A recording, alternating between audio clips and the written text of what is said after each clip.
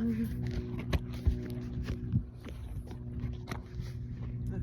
how's that? Whoa.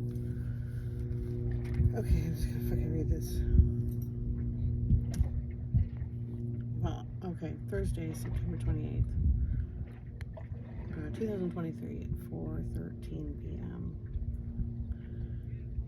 While on my way into work, I decided to not go into work and decided to drive out to Port Costa instead. It's my dad's birthday, 77th birthday, and for some reason today has been especially difficult, but Port Costa felt like a good idea. Rather, it felt like the right idea.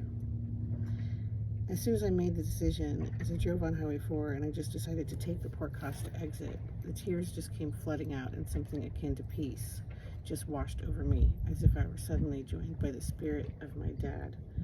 And for the first time in a long time, I felt like he was right there with me. I came here once with him. It was on the back of his motorcycle. I think it was his black Harley, and I think it was a Sunday for a weekend breakfast, but honestly, I don't remember. I've come here so many times in my life, like for Sal's wedding, and with Sal and Allison in high school, and back when I lived in Pacheco. I think I only came here once with my dad.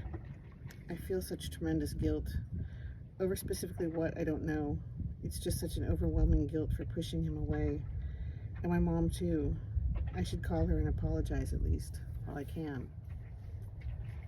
Way back when I used to come out here, or to places like this, could I have foreseen myself driving back out here, sidetracking from my normal commute years, many years later, 20, 25 years later, that I would stop in here, playing hooky, once more writing alone in a journal, mourning my dead father, filled with tears that never feel fully drained or cleansed, just still sopped up and filled inside of the well in my head.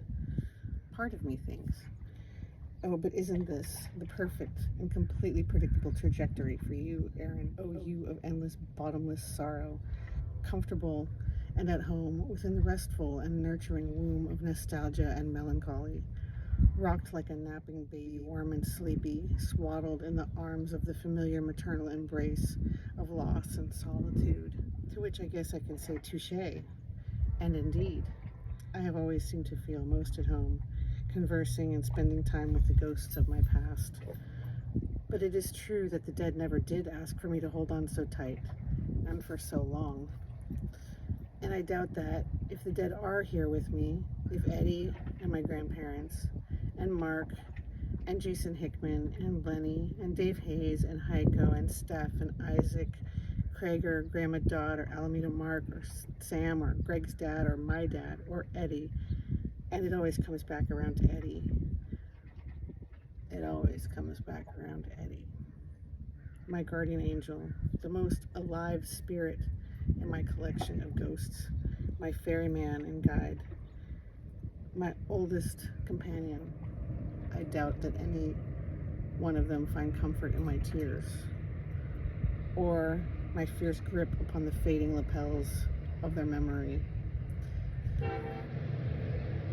There's a train coming. There's a train a-coming.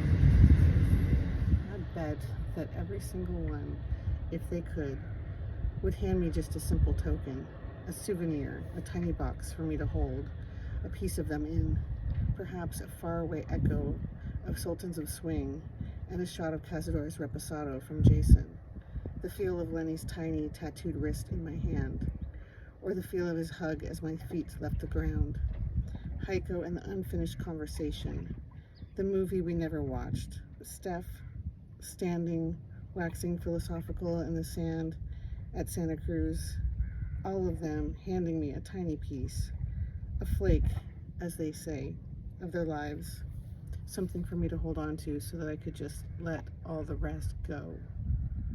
And maybe Eddie stays around a bit longer, helps me pick up the last shreds of crumpled wrapping paper, helps me start a load in the dishwasher, and listens as I sink down into a comfy chair and look around and tell him that there is still so much that remains of my dad, that I don't know what to do yet or where to keep it.